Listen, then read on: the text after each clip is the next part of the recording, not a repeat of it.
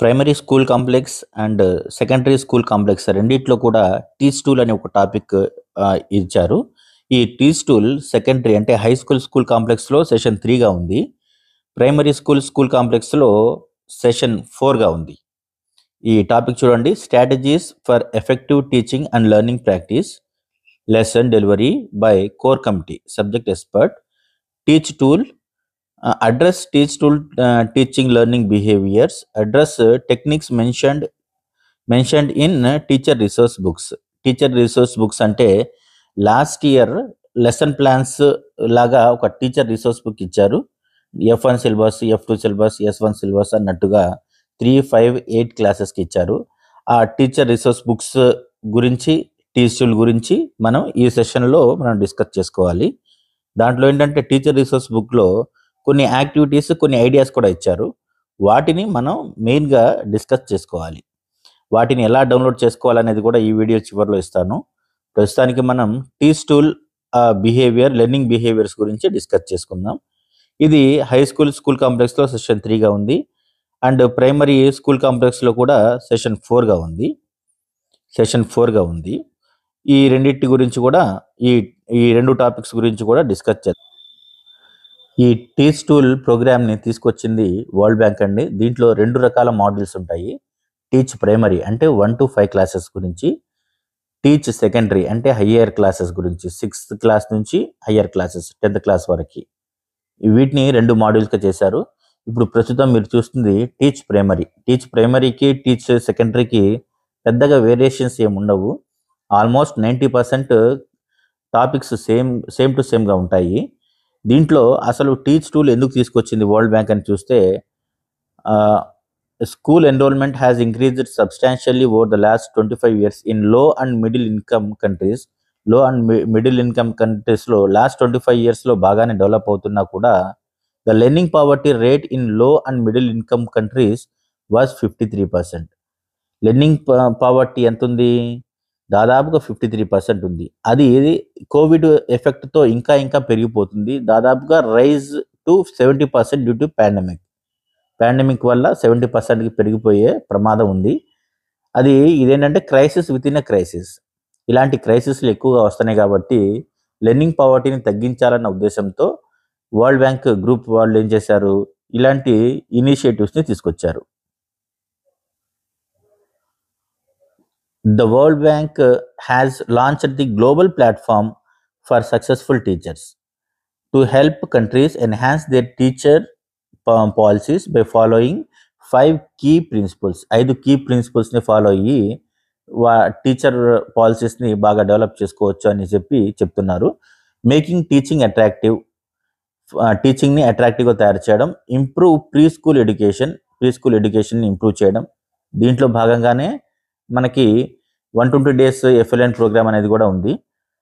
Improving selection ప్రాసెస్ని improve చేసుకోవడం, monitoring of టీచర్స్ని కూడా పెంచడం, providing high quality professional development and school లీడర్షిప్కి సంబంధించిన ప్రొఫెషనల్ డెవలప్మెంట్, టీచర్స్కి ప్రొఫెషనల్ డెవలప్మెంట్, స్కూల్ లీడర్షిప్ సంబంధించినవి కూడా ఆ స్కిల్స్ కూడా డెవలప్ చేసుకోవాలి.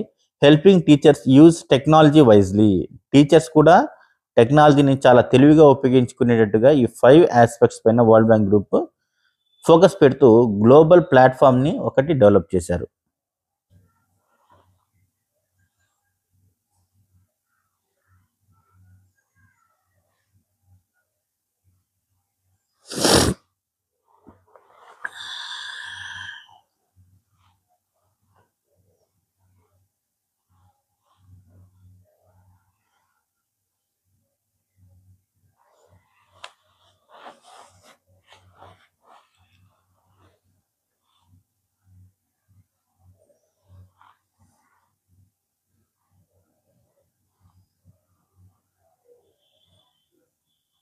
అవుతుంది.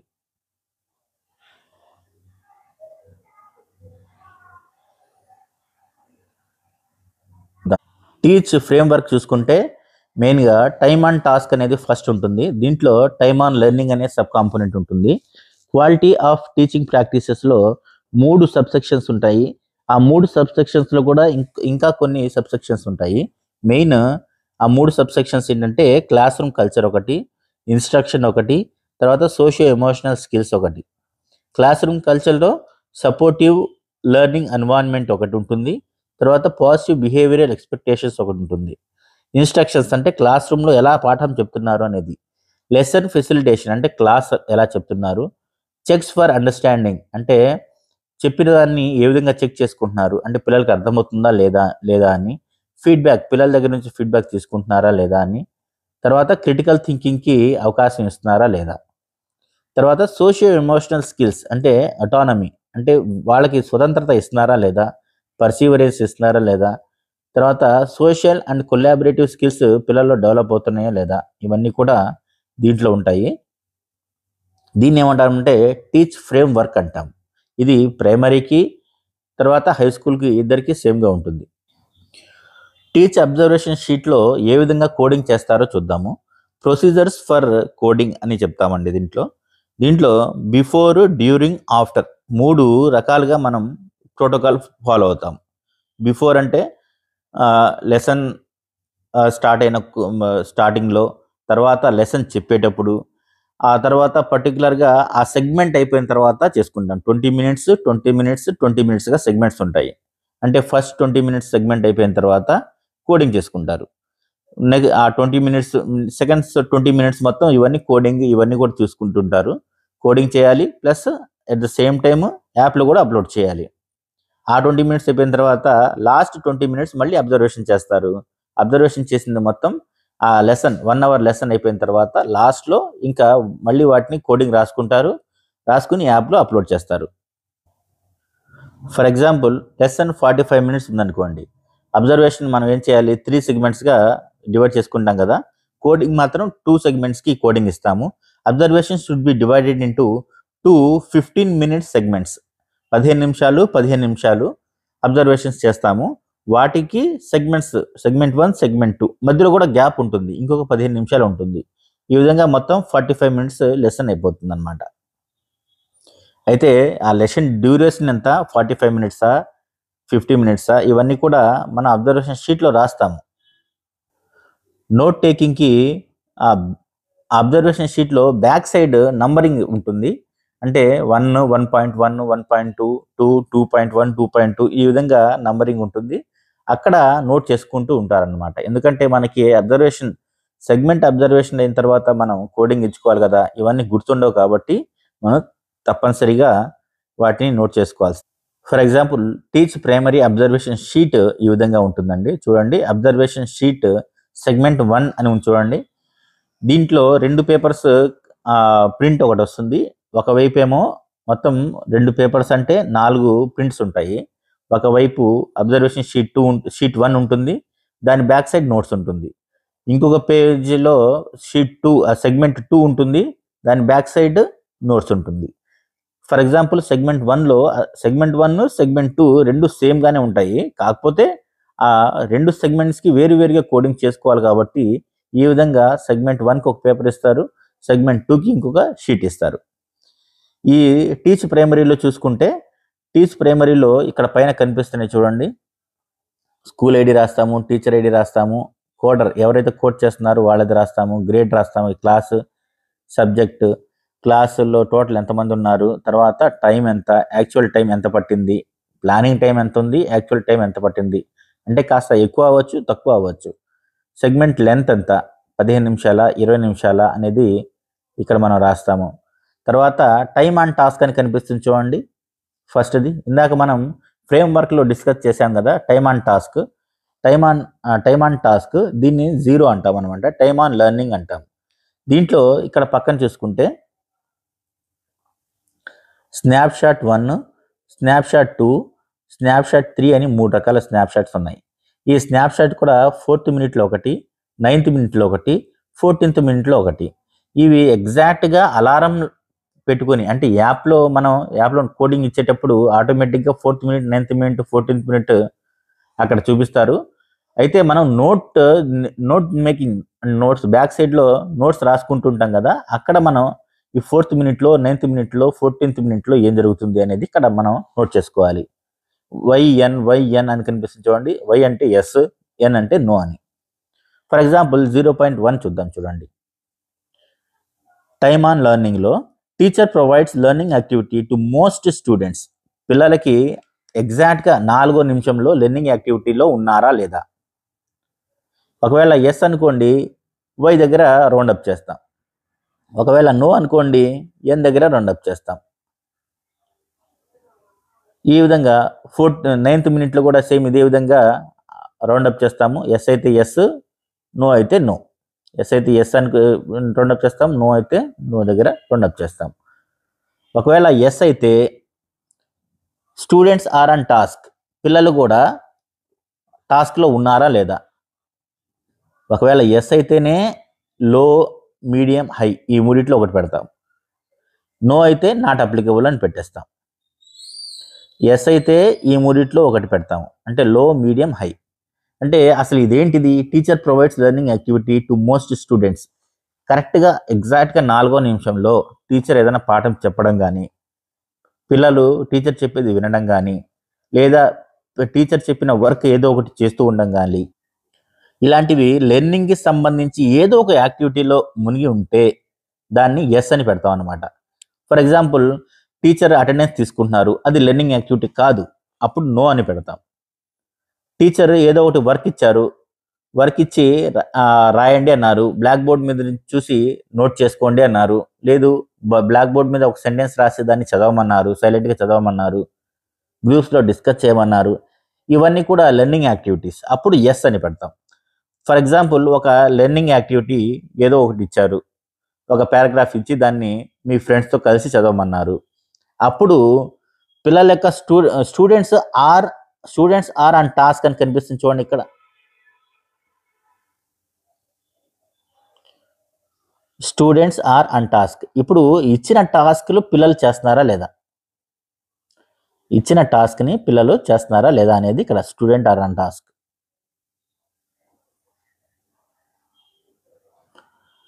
అంటే అసలు చాలా బాగా నీట్గా చేస్తున్నారు, ఏదో ఒకళ్ళిద్దరు తప్ప అనుకున్నప్పుడు హై అని పెడతాము. లేదు సగం మంది అటు ఇటుగా ఉన్నారు, పిల్లలు పూర్తి స్థాయిలో నిమగ్నం కాలేదనుకున్నప్పుడు మీడియం అని పెడతాము. అసలు టీచర్ ఇచ్చిన ఇన్స్ట్రక్షన్ పిల్లలు ఫాలో అవ్వట్లేదు అనుకున్నప్పుడు లో అని పెడతాం. ఇవన్నీ కూడా ఎప్పుడు ఎస్ అయినప్పుడే, ఆ లెర్నింగ్ యాక్టివిటీ ఇచ్చినప్పుడే. ఒకవేళ లెర్నింగ్ యాక్టివిటీ ఇవ్వలేదు, అటెండెన్స్ వేస్తున్నారు, అప్పుడు దీనికి నాట్ అప్లికబుల్ అని ఇస్తాం. ఇవన్నీ కూడా కోడింగ్ షీట్ ఒకసారి తీసుకుని మనం చూసుకుంటే చాలా క్లియర్గా అర్థమైపోతుంది. నెక్స్ట్ క్వాలిటీ ఆఫ్ టీచింగ్ ప్రాక్టీసెస్లో ఏరియాస్, ఎలిమెంట్స్, బిహేవియర్స్ అని పక్కన ఒకవైపు ఏరియాస్, ఎలిమెంట్స్, బిహేవియర్స్ అని ఇస్తారు, ఇంకొక వైపు ఫైనల్ స్కోరింగ్ ఇస్తారు, ఆ లాస్ట్లో చూసుకుంటే ఫైనల్ స్కోర్స్ ఇస్తారు. ఏరియాస్ ఏంటి? క్లాస్ రూమ్ కల్చర్ అనేది ఒక ఏరియా. ఎలిమెంట్ ఏంటి? సపోర్టివ్ లెర్నింగ్ ఎన్వైరన్మెంట్ అనేది ఒక ఎలిమెంట్. దాంట్లో ఉన్న బిహేవియర్స్ ఏంటి? The teacher treats all students respectfully. Teacher పిల్లలందరినీ చాలా రెస్పెక్ట్గా చూస్తారు అనుకున్నప్పుడు 5 మార్క్స్కి మీరు ఎంత ఇస్తారు? టీచర్ రెస్పెక్ట్గా చూస్తున్నారా లేదా?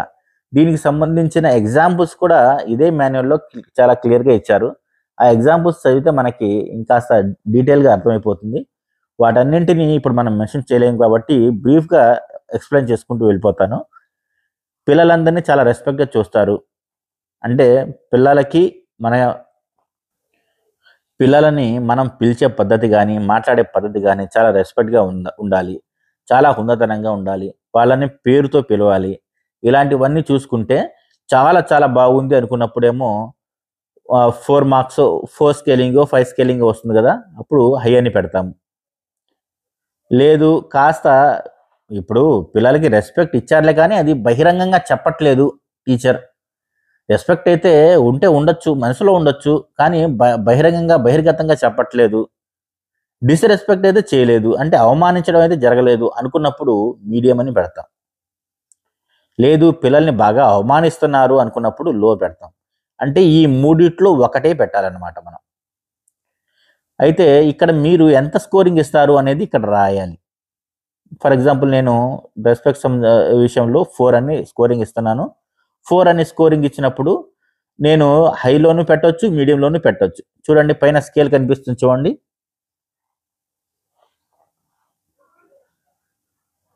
మీరు 4 అని ఇచ్చినప్పుడు దాన్ని హైలో కూడా పెట్టొచ్చు, కొన్ని సందర్భాల్లో మీడియంలో కూడా పెట్టొచ్చు.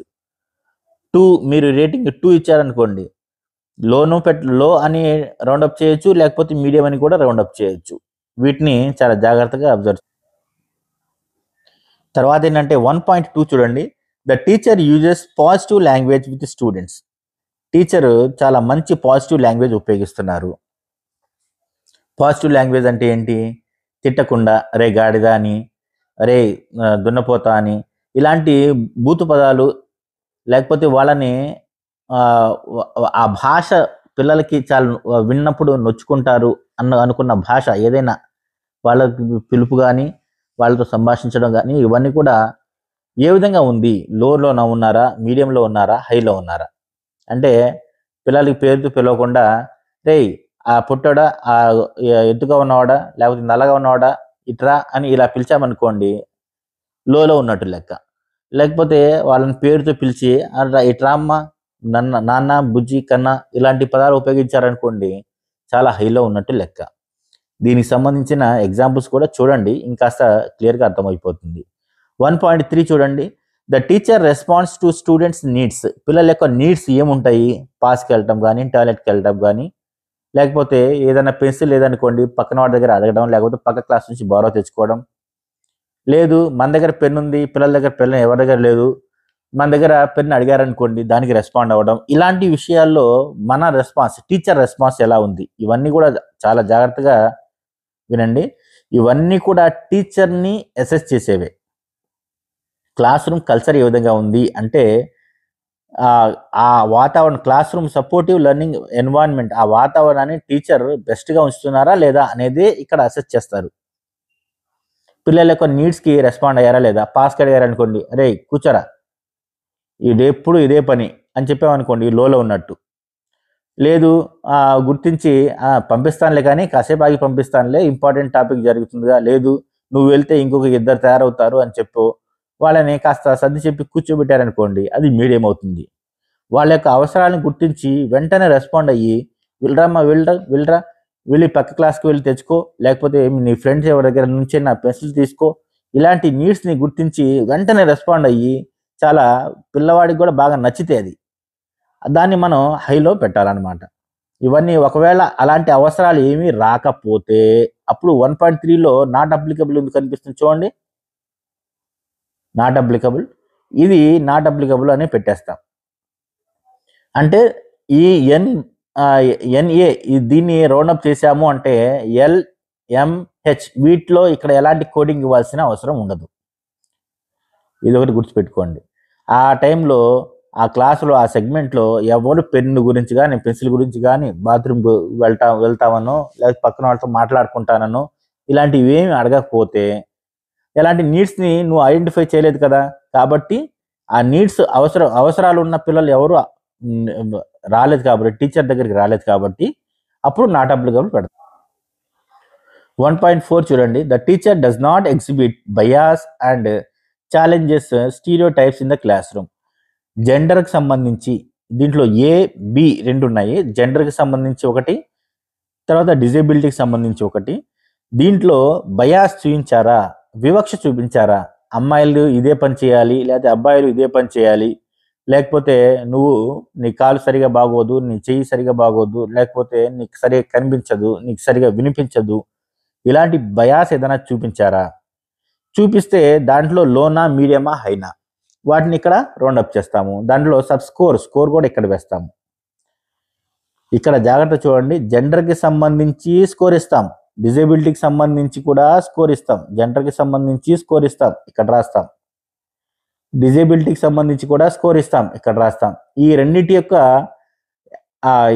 ఈ రెండింటిని బేరీజ్ వేసుకొని ఇక్కడ టోటల్గా మళ్ళీ లాస్ట్ ఇక్కడ చూడండి LMH కనిపిస్తుంది, దీనికి స్కోరింగ్ ఇస్తాం అనమాట. 3 అయితే 3, 4 అయితే 4, 5 అయితే 5.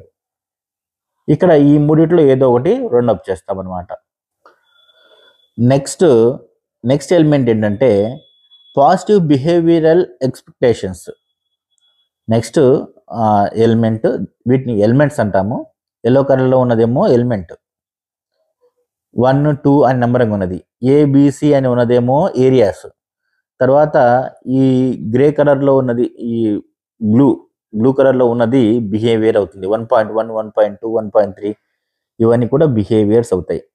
సెకండ్ వన్ చూసుకుంటే పాజిటివ్ బిహేవియరల్ ఎక్స్పెక్టేషన్స్. దీంట్లో పేరుని బట్టే మనకు అర్థమైపోతుంది. పాజిటివ్ బిహేవియరల్ ఎక్స్పెక్టేషన్స్ మనకి బిహేవియర్కి సంబంధించి ఎలాంటి ఎక్స్పెక్టేషన్స్ ఉన్నాయి, ప్రవర్తనలో మనం తీసుకొచ్చే మార్పులు అన్నమాట. ద టీచర్ 2.1 చూడండి. The teacher sets clear behavioural expectation for class room activities.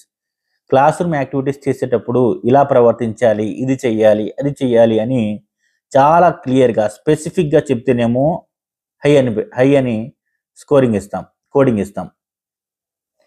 లేదు మధ్యస్థంగా అటు ఇటుగా ఉంది అనుకున్నప్పుడు మీడియం ఇస్తాం. అసలు ఏమి ఎక్స్పెక్టేషన్స్ అనేది టీచర్ ఎలాంటి ఇన్స్ట్రక్షన్స్ ఇవ్వలేదు పిల్లలకి అనుకున్నప్పుడు లో అని ఇస్తాము. 2.2 చూడండి. The teacher acknowledges positive student behaviour. పిల్లలు మంచి బిహేవియర్ చూపిస్తే వాళ్ళని అక్నాలెడ్జ్ చేసి, అరే చూడండిరా ఫలానా ప్రదీప్, లేకపోతే ఫలానా ప్రవీణ్, ఫలానా కీర్తన ఎంత బాగా బిహేవ్ చేస్తున్నారు క్లాస్ రూమ్లో, ఒక యాక్టివిటీస్ ఇస్తే ఎంత చక్కగా చేశారు చూడండి, వాళ్ళని మెచ్చుకుందాం, మనం ఒకసారి క్లాప్స్ ఇవ్వండి, ఇలా మాట్లాడితే హై అవుతుంది. లేదు మనం దాని మధ్యస్థంగా మనం వాళ్ళని గుర్తించాము కానీ బహిరంగంగా మెచ్చుకోలేదు, అలాంటప్పుడు మీడియం అవుతుంది. పాజిటివ్ స్టూడెంట్ బిహేవియర్ని మనం గుర్తించాం కానీ బహిరంగంగా వాళ్ళకి సపోర్ట్ చేయడం, వాళ్ళ గురించి గొప్పగా మాట్లాడడం, వాళ్ళ గురించి నలుగురికి చెప్పడం, ఇంకో మిగతా స్టూడెంట్స్కి చెప్పడం, ఇలాంటివి చేయించకపోతే మీడియం అవుతుంది. అసలు ఎంత మంచి బిహేవియర్ చూపించినా కూడా టీచర్ గుర్తించకపోతే అది లో అవుతుంది అన్నమాట.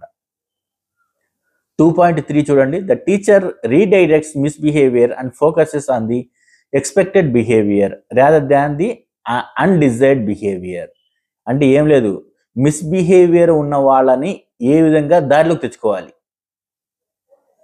ద టీచర్ రీడైరెక్ట్స్ మిస్బిహేవియర్ అంటే మిస్బిహేవియర్ చూపించిన వాళ్ళని రీడైరెక్ట్ చేస్తారు, అంటే వాళ్ళని సరి చేస్తారు.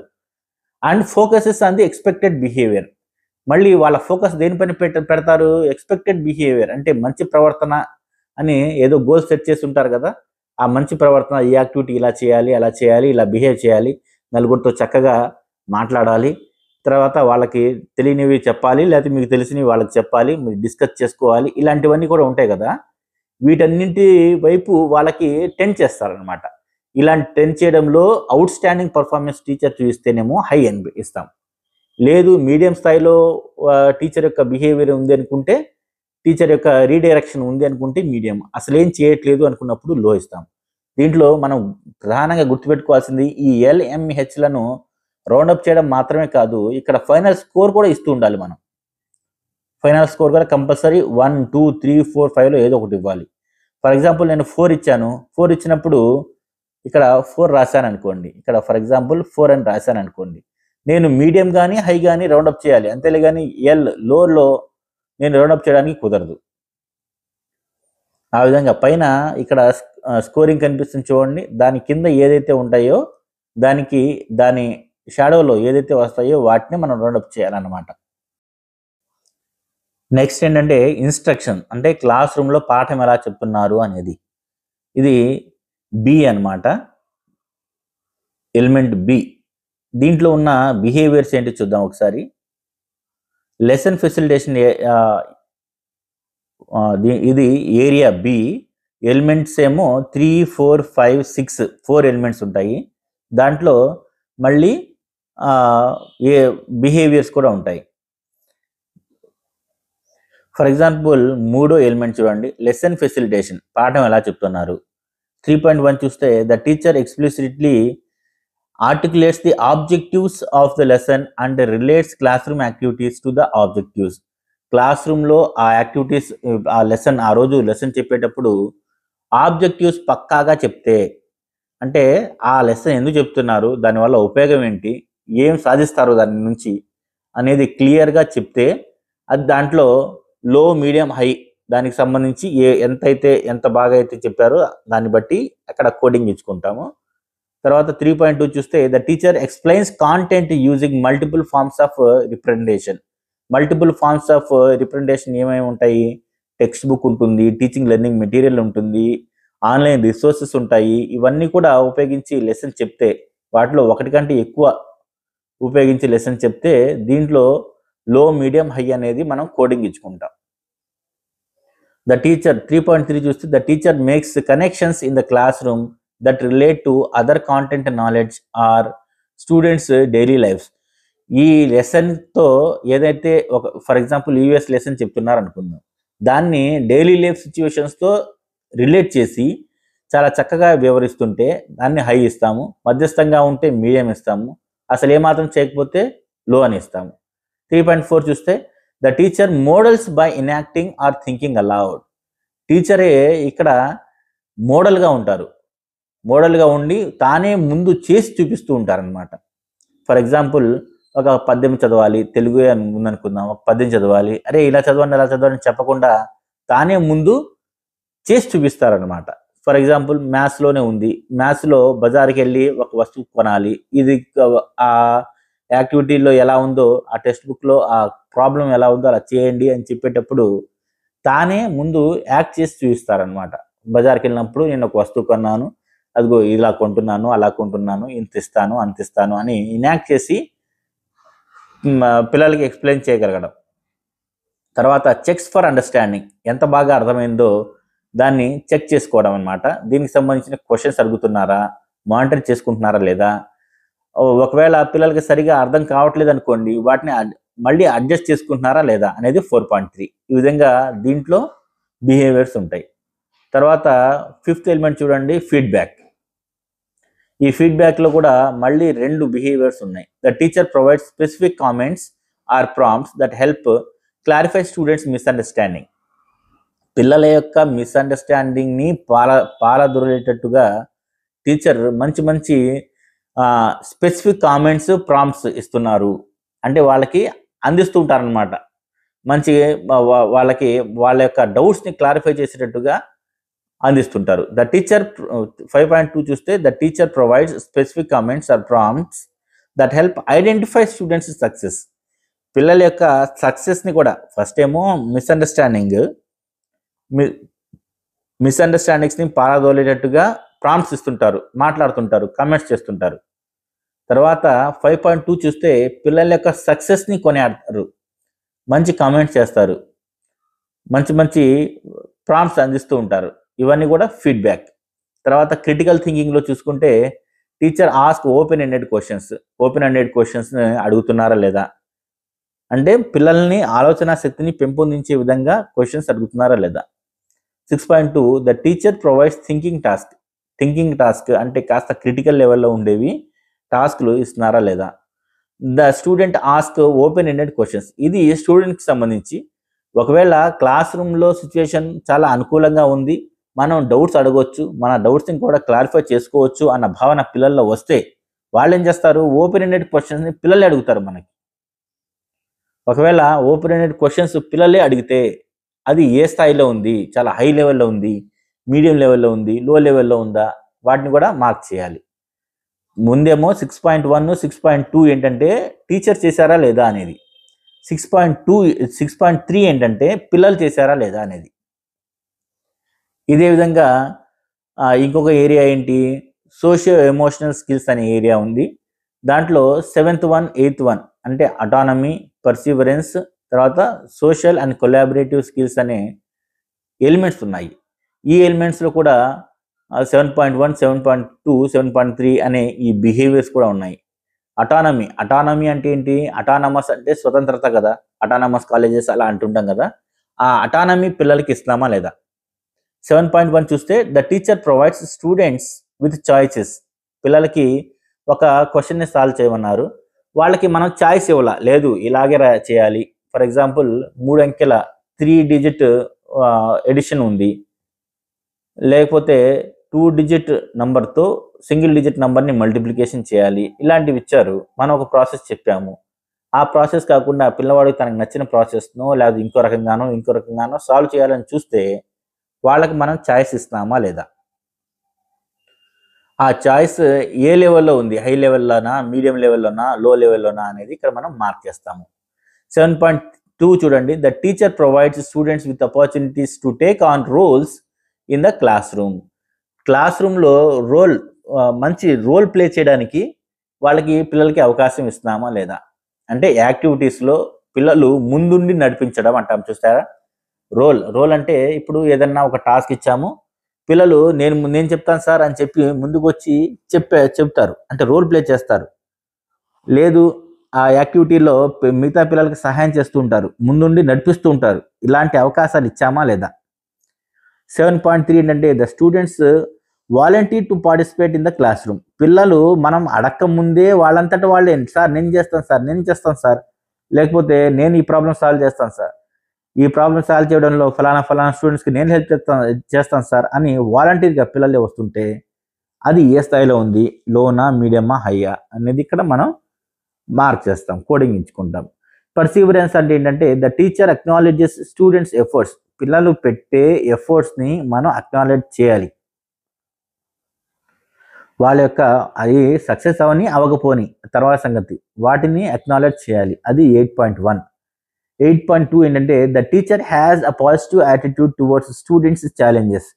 స్టూడెంట్స్కి కూడా చాలా ఛాలెంజెస్ ఉంటాయి. ఫర్ ఎగ్జాంపుల్ ఇంగ్లీష్ లెసన్ చెప్తున్నాం, ఆ ఇంగ్లీష్ లెసన్ చెప్పేటప్పుడు వాళ్ళకి చాలా బాగా చక్కగా అర్థమవుతుంది, కానీ వాళ్ళు ఒక్కొక్క వర్డ్ చదవగలుగుతారులే కానీ సెంటెన్స్ మొత్తాన్ని గబగబా చదవలేకపోతారు. అలాంటి ఛాలెంజెస్ కొన్ని ఉంటాయి, వాటిని మనం అర్థం చేసుకోవాలి. ఆ ఛాలెంజెస్ కాస్త బ్రేక్ పడుతుంది కదా అని చెప్పి వాళ్ళకి అర్థం కాలేదనో, లేదు చదువు రాదనో మనం డిసైడ్ అవ్వడానికి వీల్లేదు. అలాంటి ఛాలెంజెస్ని కూడా పాజిటివ్ యాటిట్యూడ్ కలిగి ఉండాలి అలాంటి ఛాలెంజెస్కి సంబంధించి. 8.3 చూస్తే the teacher encourages goal setting అంటే లక్ష్యాన్ని ఏర్పరచుకోవడం.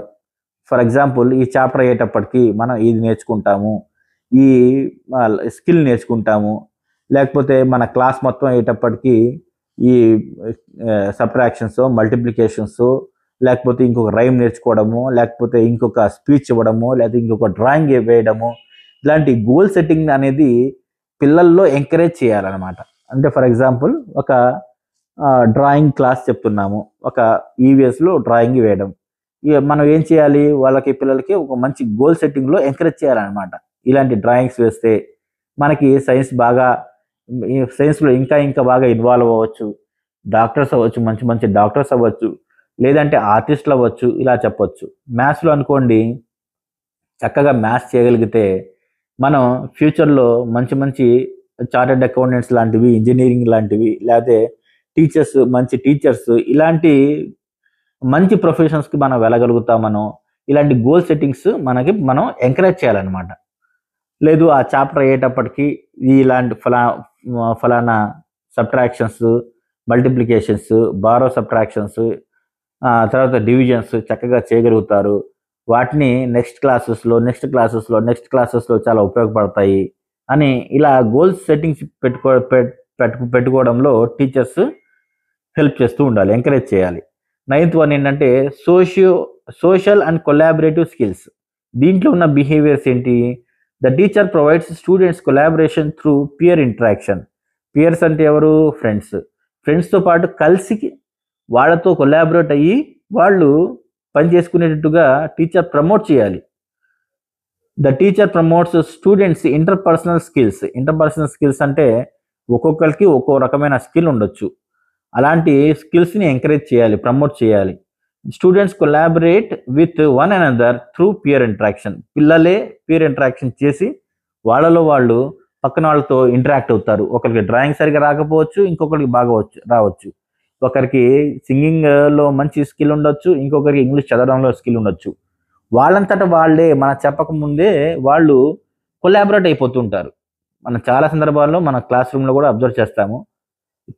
తెలియనివి పక్కన వాళ్ళ చేత తెలుసుకుంటారు, వాళ్ళకి తెలియనివి వీళ్ళు చెప్తుంటారు అనమాట. అలాంటివి మనం చెప్పకముందే వాళ్ళు కొలాబరేట్ అవుతుంటే అది 9.3 అనమాట. ఇవన్నీ లెసన్ చెప్పేటప్పుడు అబ్జర్వర్ బ్యాక్ సైడ్లో కూర్చుని పిల్లల బిహేవియర్ ఎలా ఉందో బ్యాక్ సైడో లేకపోతే కార్నర్లోనో కూర్చుని ఇవన్నీ కూడా అబ్జర్వ్ చేస్తూ ఉంటారు. ఇవన్నీ అబ్జర్వ్ చేస్తున్నప్పుడే ఇవన్నీ కూడా దీనికి సంబంధించిన నోట్స్ రాసుకుంటారు.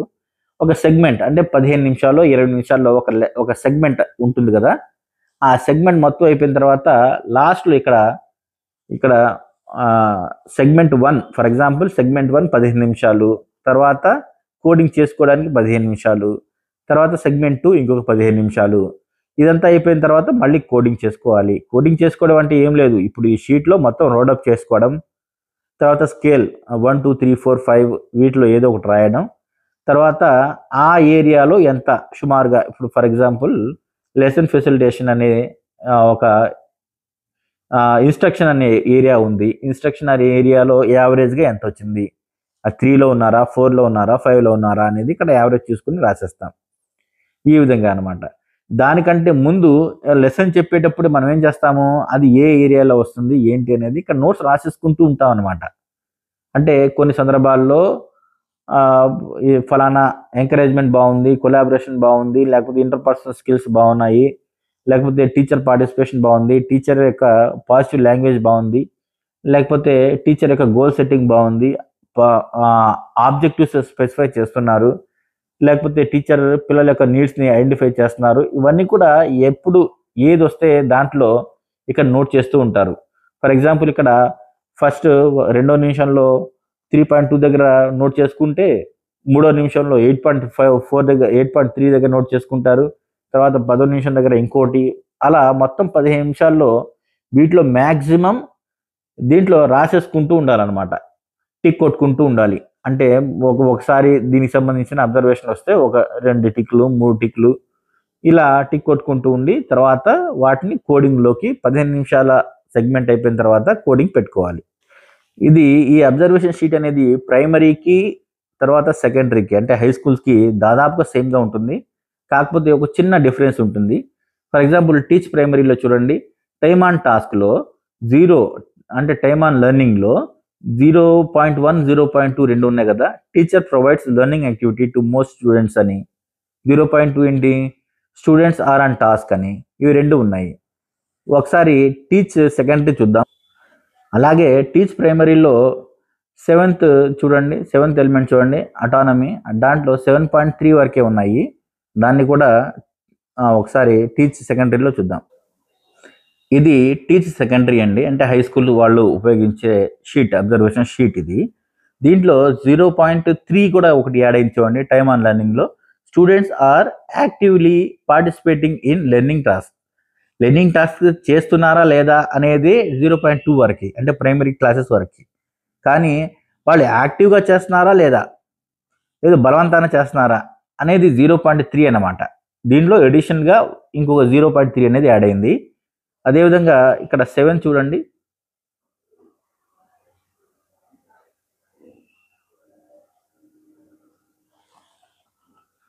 సారీ 7 కాదు, క్రిటికల్ థింకింగ్. క్రిటికల్ థింకింగ్ అనే ఎలిమెంట్లో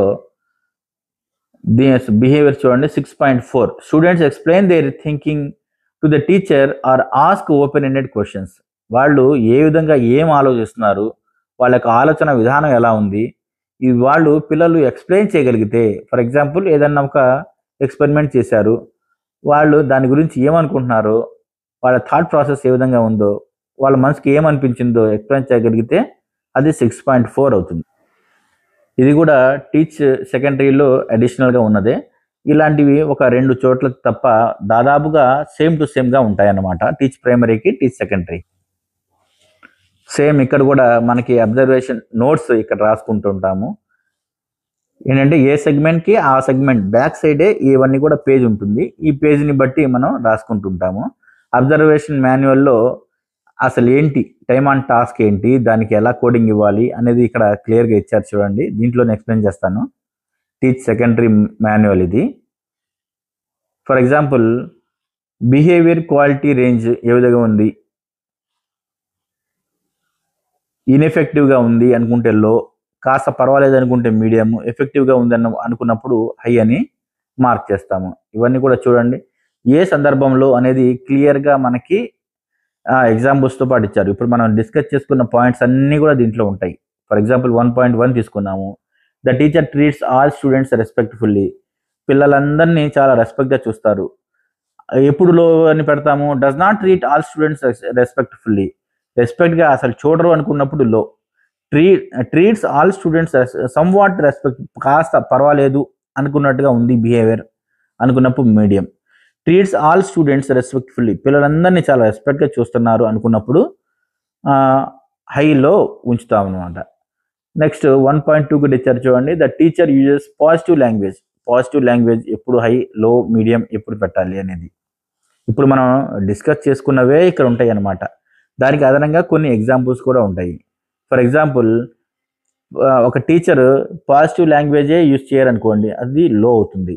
కాస్త పర్వాలేదు, పాజిటివ్ లాంగ్వేజ్ కాస్త అటు ఇటుగా ఉంది అనుకున్నప్పుడు మీడియం అవుతుంది. ఫర్ ఎగ్జాంపుల్ చూసుకుంటే, the teacher May say well done, exactly, good. ఇంతవరకు సర్లే, బాగా చేసావు, ఎగ్జాక్ట్లీ, ఖచ్చితంగా నువ్వు చెప్పింది కరెక్టే అన్నట్టుగా మనం కాస్త మధ్యస్థంగా మనం రెస్పాన్స్ ఇస్తే అది మీడియం అనమాట. అలా కాకుండా consistently uses a positive language, చాలా చక్కటి క్లాస్ స్టార్ట్ అయినప్పటి నుంచి ఎండింగ్ వరకు చక్కటి లాంగ్వేజ్ యూజ్ చేస్తూ great job, well done, let's give student as a round of applause, చప్పట్లు కొట్టంట్రా అని చెప్పి ఇలా బాగా చక్కగా ఎంకరేజ్ చేస్తుంటే అప్పుడు అది హై అవుతుంది. ఈ విధంగా మనం కోడింగ్ ఇచ్చుకుంటూ ఉంటాం అనమాట. 1.3లో ఇలా, తర్వాత ఇవన్నీ కూడా ఎప్పుడు లో, మీడియం, హై అనేది ఇక్కడ చాలా క్లియర్గా ఇచ్చారు. వాటిని చూస్తే మనకి అర్థమైపోతుంది. చెక్స్ ఫర్ అండర్స్టాండింగ్, ఎప్పుడు లో, మీడియం, హై, ఇవన్నీ కూడా ఈ teach primary manual, teach secondary manual, ఈ 2 మాన్యువల్స్ నేను డిస్క్రిప్షన్లో లింక్ ఇస్తాను. ఆ లింక్ డౌన్లోడ్ చేసుకొని ఒకసారి స్టడీ చేస్తే చాలా చక్కగా అర్థమైపోతుంది. మనకి టీచ్ టూల్ ట్రైనింగ్ అప్పుడు ఇచ్చిన మాన్యువల్స్లో కూడా తెలుగు ఇచ్చారు, ఇంగ్లీష్ కూడా ఇచ్చారు. కాకపోతే తెలుగులో ట్రాన్స్లేషన్ గూగుల్ ట్రాన్స్లేషన్ కాబట్టి అది అంత ఎఫెక్టివ్గా ఏం లేదు. కాబట్టి నా సూచన ఏంటంటే, నా పర్సనల్ సూచన ఏంటంటే, ఇంగ్లీష్లో చదువుకోండి. ఇంగ్లీష్లో చదివితేనే కాస్త పర్ఫెక్ట్గా ఉంది. తెలుగులో గూగుల్ ట్రాన్స్లేట్లో కాపీ పేస్ట్ చేసినట్టే ఉంది. కాకపోతే అది అంతగా కొన్ని అక్కడక్కడ మిస్టేక్స్ కూడా ఉన్నాయి, సరిగా అర్థం కావట్లేదు. లేదు మనకి ఇంగ్లీష్లో అసలు ఏమాత్రం అర్థం చేసుకోలేము అనుకున్నప్పుడు మాత్రం తెలుగులో చూసుకోవడం బెటర్.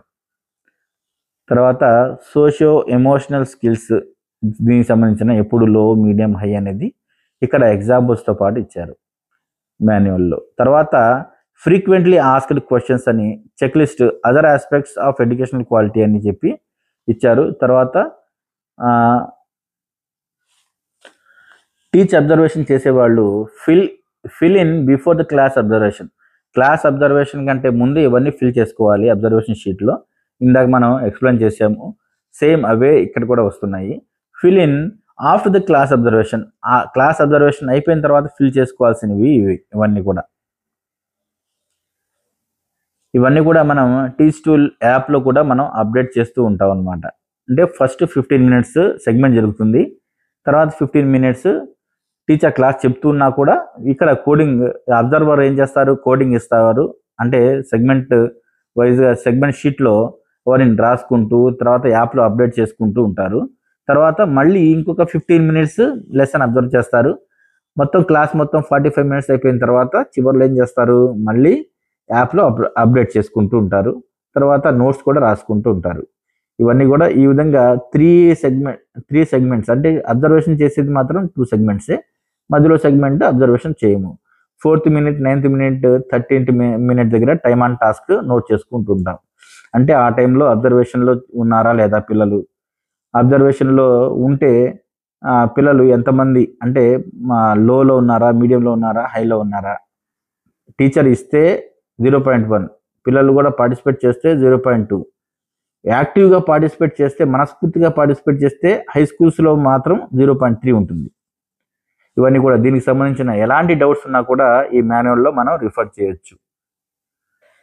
దీంతో పాటు మన స్టూడెంట్ అటెండెన్స్ యాప్లో కూడా కొన్ని వీడియోస్ ఉన్నాయి. ఆ వీడియోస్ కూడా మనం చూస్తే ఇంకా చాలా క్లియర్గా అర్థమవుతుంది.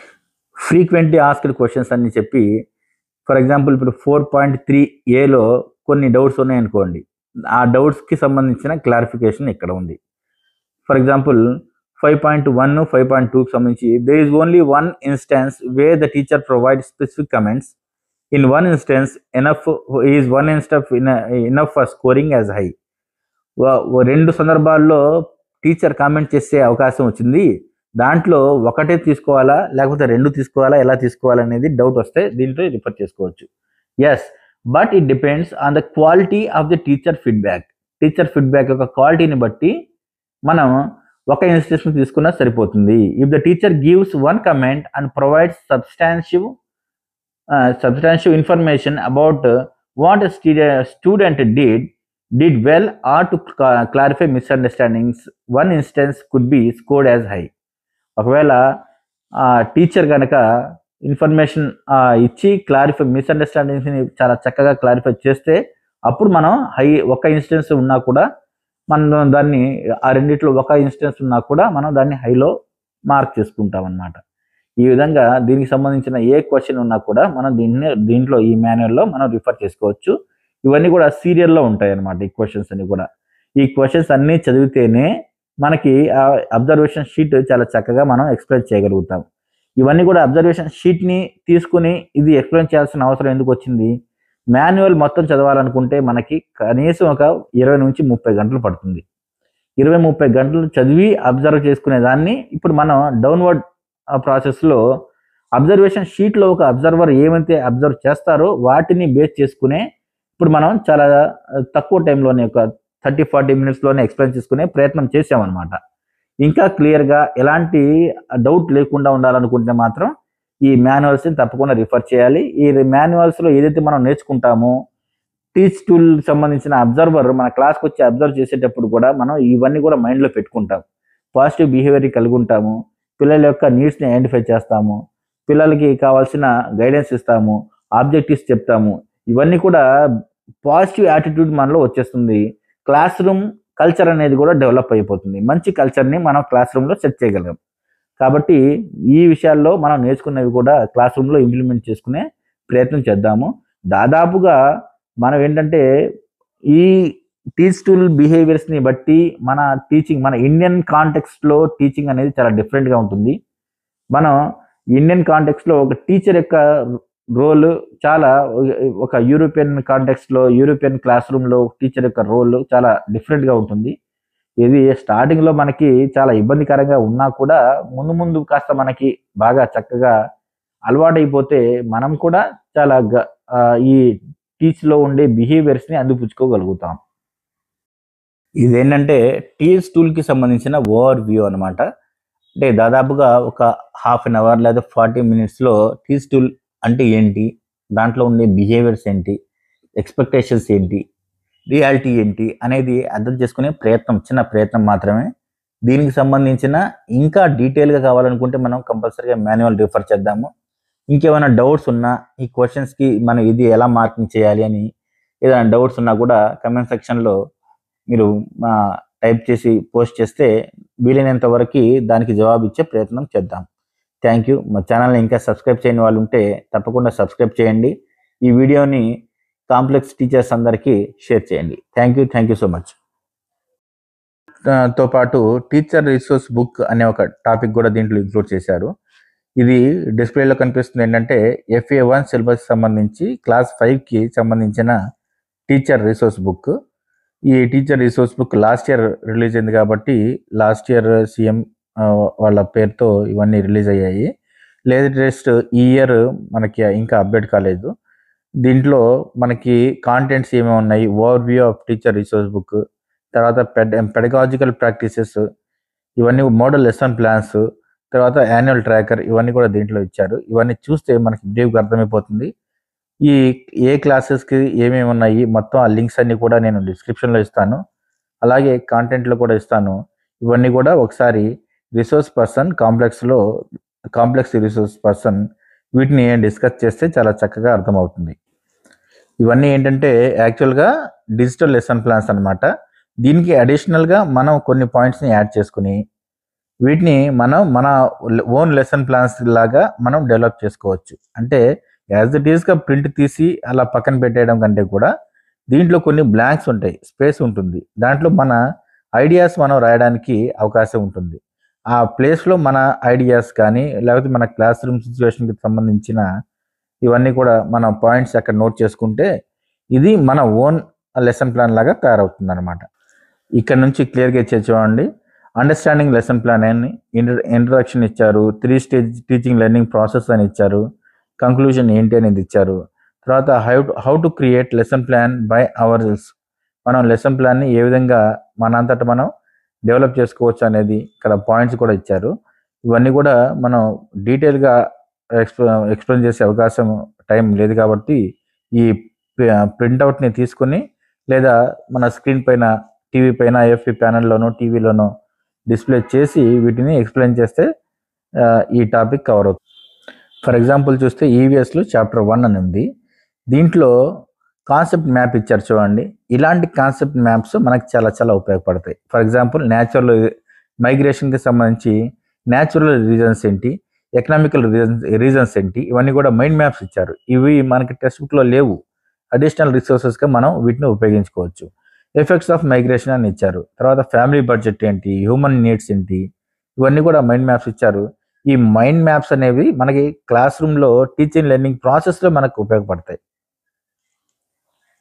తర్వాత లెసన్ ప్లాన్స్ లో ఉండే స్టెప్స్, లెర్నింగ్ అవుట్కమ్స్ రాయడం, తర్వాత క్లాసెస్ అండ్ చాప్టర్స్ ఇక్కడ రాయడం, ఎన్ని పీరియడ్స్ పడతాయో ఒక బ్రీఫ్గా స్పెసిఫిక్గా ఇన్ఫర్మేషన్ మనం దీంట్లో నోట్ చేసుకోవడం, రిక్వైర్డ్ పీరియడ్స్ నోట్ చేసుకోవడం, ఇవన్నీ ఉంటాయి. దీంట్లో మార్పులు చేర్పులు చేయాలనుకుంటే మనం చేయొచ్చు. టైం లైన్ ఫర్ టీచింగ్ ఇక్కడ బ్లాంక్ ఇచ్చారు. దీంట్లో మనం ఫిల్ చేసుకోవాలన్నమాట. అంటే ఎప్పుడెప్పుడు ఏ లెసన్ చెప్తాము అనేది ఇక్కడ ఇచ్చారు. టీచర్ రిఫరెన్సెస్ సంబంధించి లింక్స్ కూడా ఇచ్చారు. వీటిని కూడా మనం రిఫర్ చేయొచ్చు. తర్వాత కాన్సెప్ట్ 1 మైగ్రేషన్ అండ్ రీజన్స్ సంబంధించి student will be able to అని లెర్నింగ్ ఆబ్జెక్టివ్స్ ఇచ్చారు. ఇంట్రడక్షన్ ఇచ్చారు. తర్వాత బిహేవియర్ ఎక్స్పెక్టేషన్స్ ఏంటి ఇచ్చారు. ఎక్స్పీరియన్స్ అండ్ రిఫ్లెక్షన్ ఇవన్నీ కూడా ఇచ్చారు. తర్వాత పీరియడ్స్ 40 మినిట్స్ పీరియడ్ ఏ విధంగా చెప్పాలి. తర్వాత దాంట్లో 3 సబ్ టాపిక్స్ ఉంటాయి, సబ్ కాలమ్స్ ఉంటాయి. ఫస్ట్ వన్ ఏంటంటే ఎక్స్ప్లిసిట్ టీచింగ్ ఎలా చేయాలి, గ్రూప్ వర్క్ ఎలా చేయించాలి, ఇండిపెండెంట్ వర్క్ ఎలా చేయించాలి, దానికి సంబంధించిన ఐడియాస్ బ్రెయిన్ స్టార్మింగ్ కూడా దీంట్లో క్లియర్గా ఇచ్చారు. ఈ విధంగా వీటిని డౌన్లోడ్ చేసుకునే లింక్స్ కూడా నేను డిస్క్రిప్షన్లో ఇస్తాను, తప్పకుండా డౌన్లోడ్ చేసుకోండి.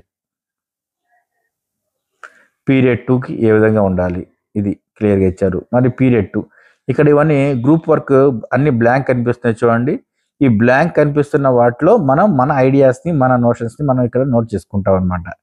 మన పిల్లల యొక్క నీడ్స్ని లేకపోతే మన పిల్లల యొక్క కెపాసిటీని బేస్ చేసుకుని ఇక్కడ మనం రాసుకుంటాం. తర్వాత లాస్ట్లో అసెస్మెంట్ ఆన్ కాన్సెప్ట్ 1 ఎంతవరకు అర్థమవుతుంది అనే సంబంధించి అసెస్మెంట్స్, కొన్ని క్వశ్చన్స్, కొన్ని బ్లాంక్స్ ఇవన్నీ కూడా ఇచ్చారనమాట. ఎఫెక్ట్స్ ఆఫ్ మైగ్రేషన్ అని చెప్పి తర్వాత కాన్సెప్ట్ 2కి సంబంధించిన టీచింగ్ లెర్నింగ్ ప్రాసెస్ ఇక్కడ క్లియర్గా ఇచ్చారు. ఈ విధంగా ఇక్కడ ఎక్కడైతే బ్లాంక్స్ ఉంటాయో దాంట్లో మన ఓన్ ఐడియాస్ని రాసుకుంటే ఇదంతా కూడా ఈ డిజిటల్ లెసన్ ప్లానే మన ఓన్ లెసన్ ప్లాన్ అవుతుంది. ఈ విధంగా ఈ టీచర్ రిసోర్స్ బుక్స్ సంబంధించిన లింక్స్ అన్ని కూడా డిస్క్రిప్షన్లో ఇస్తాను, డౌన్లోడ్ చేసుకుని ఇవన్నీ డిస్కస్ చేయండి. Thank you so much.